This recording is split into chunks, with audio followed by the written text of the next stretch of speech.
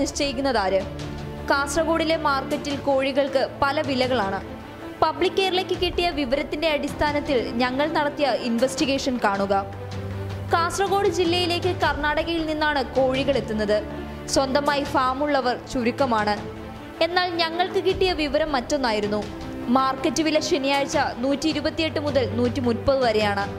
പക്ഷേ ചിലയിടങ്ങളിൽ 115 മുതൽ 125 വരെ കോഴികൾ വിൽക്കുന്നുമുണ്ട്. സത്യാവസ്ഥ അറിയാൻ ഞങ്ങൾ കുറച്ച് കോഴിക്കടകളെ തിരഞ്ഞെടുത്തു. സംശയം തോന്നാതിരിക്കാൻ കോഴികളും വാങ്ങി. എങ്ങനെയാണ് ഈ വിലയ്ക്ക് കോഴികൾ വിൽക്കാൻ സാധിക്കുന്നതെന്ന് ചോദിച്ചറിഞ്ഞു. പക്ഷേ ആർക്കും വ്യക്തമായുള്ള ഉത്തരം നൽകാനായില്ല. ചെറുക്കളയിലും പാലക്കുന്നിലും കാഞ്ഞങ്ങാട് മടിയനിലുമുള്ള കോഴിക്കടകളെ ഞങ്ങൾ നിരീക്ഷണത്തിന് തിരഞ്ഞെടുത്തു. ഞങ്ങളെ ഞെട്ടിച്ചത് മറ്റൊന്നായിരുന്നു. ഒരാളുടെ ഉടമസ്ഥതയിലുള്ള 3 കടകൾ. 3 ഇടങ്ങളിലും കോഴിക്ക് വ്യത്യസ്ത വിലകളാണ്. 115, 128, 120 എന്നീ നിരക്കിലാണ് കോഴികൾ വിൽക്കുന്നത്. മാർക്കറ്റിൽ 128, 130 എന്ന നിരക്കായിരിക്കെ ഈ വിലയ്ക്ക് എങ്ങനെയാണ് കോഴി വിൽക്കുക? ഒരാളുടെ ഉത്തരം തമാശയായിരുന്നു. ഈ സ്ഥാപനമുള്ളത് സ്കൂളിനടുത്താണ്. വിദ്യാലയങ്ങളുടെ 300 മീറ്റർ പരിസരത്ത് അറവുശാലകൾക്ക് അനുമതി കൊടുക്കരുത് എന്ന നിയമം നിലനിൽക്കെ എന്തടിസ്ഥാനത്തിലാണ് അധികാരികൾ അനുമതി നൽകിയത്?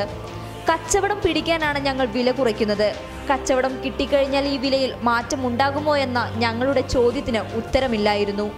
ഇത്തരത്തിൽ കള്ളച്ചന്ത നടത്തുന്നവർ മാർക്കറ്റിൽ നേരാവണ്ണം വിൽപ്പന നടത്തുന്ന സാധാരണ കോഴിക്കച്ചവടക്കാരെയാണ് തകർക്കുന്നത്. കർണാടകയിൽ നിന്ന് ഇന്നത്തെ വിലയനുസരിച്ച് മാർക്കറ്റിൽ 128 മുതൽ 130 വിറ്റാൽ മാത്രമേ ലാഭം കിട്ടുകയുള്ളൂ. ഇത്തരക്കാർ എങ്ങനെയാണ് ഈ വിലയിൽ സാധനം കൊടുക്കുന്നതെന്നുള്ളത് ആശ്ചര്യം തന്നെയാണ്. കർണാടകയിൽ മലയാളികളായ ഒരുപാട് പേർക്ക് ചെക്ക് കേസുകളുണ്ട്. കോഴി വാങ്ങി ചെക്ക് കൊടുത്ത് തടിയൂരുന്നവർ മാർക്കറ്റിൽ കോഴി വിൽപ്പനയിൽ മുന്നിലുമാണ്.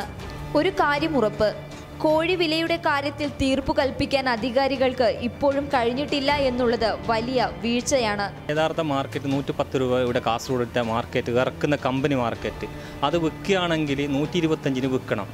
ആ 125 വിൽക്കുന്ന പല ആളും പല തരത്തിലും വിൽക്കുന്നുണ്ട്. അത് വെറുതെ മനുഷ്യൻ്റെ ഒരു താറടിപ്പിക്കാൻ വേണ്ടി വിൽക്കുന്നതാണ്. വ്യക്തിപരമായിട്ട് ഒരു 3 പീടിയുള്ളവന് 3 പീടിയിൽ 3 സൈസിൽ വിൽക്കുന്നുണ്ട്. ഇന്നത്തെ പുത്തൂർ മാർക്കറ്റ് 110 റുപ്യാണ് ഇവിടെ കമ്പനിക്കാർ സാധനം ഞമ്മക്ക് കൊണ്ടിട്ട് ഇറക്കുന്നുണ്ടത്. അത് ഇവിടുത്തെ പണിക്കാറ് ഇതെല്ലാം കഴിയുമ്പോൾ ഏകദേശം 120 റുപ്യോളം നമുക്ക് ചിലവ് വരുന്നുണ്ട്. പിന്നെ എങ്ങനെയാണ് 115 വിൽക്കുക ഒരാൾ വിൽക്കൽ? അത് വിൽക്കുന്നുണ്ടെങ്കിൽ എന്തെങ്കിലും തരികൂടെ ഇല്ലാണ്ടൊന്നും അങ്ങനെ വിൽക്കാൻ പറ്റില്ല.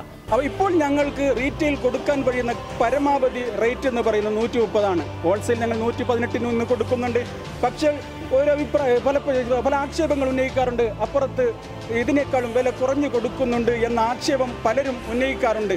പക്ഷേ ഞങ്ങൾ അതിൽ അത്ഭുതപ്പെടാറുണ്ട്. എങ്ങനെയാണ് 130 രൂപയ്ക്ക് വിൽക്കേണ്ട കോഴി 120-നും 18-നും റീറ്റെയിൽ നടത്തുന്നത് എന്ന ആശങ്ക ഞങ്ങളിലുണ്ട്. ഇത് പല ഷോപ്പുകളിലും ഇന്ന് 115 രൂപ 120 രൂപക്കൊക്കെ കൊടുക്കുന്നതായിട്ട് പറയുന്നത് കേട്ടിട്ടുണ്ട്. അങ്ങനെ ഒരിക്കലും കൊടുക്കാൻ പറ്റില്ല. അങ്ങനെ കൊടുക്കുന്നുണ്ടെങ്കിൽ തന്നെ അത് അവർ സ്വന്തമായിട്ട് ഉൽപ്പാദിപ്പിക്കുന്നത് കൊണ്ടാണ് അങ്ങനെ കൊടുക്കാൻ പറ്റുന്നത്.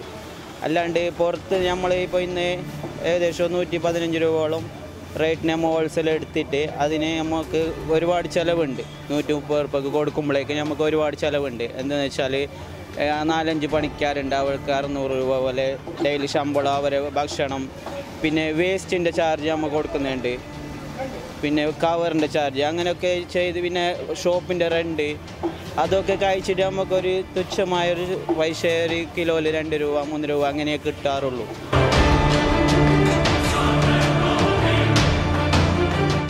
മാർക്കറ്റ് വിലയിൽ വിൽപ്പന നടത്തുന്നത് ആരെന്ന ആശങ്ക ഉളവാക്കുന്ന രീതിയിലാണ് ജില്ലയിൽ കോഴി വിൽപ്പനകൾ. ജില്ലയിൽ തന്നെ വ്യത്യസ്ത ഇനങ്ങളാണ് കോഴി വിൽപ്പനയിൽ ഈടാക്കുന്നത്.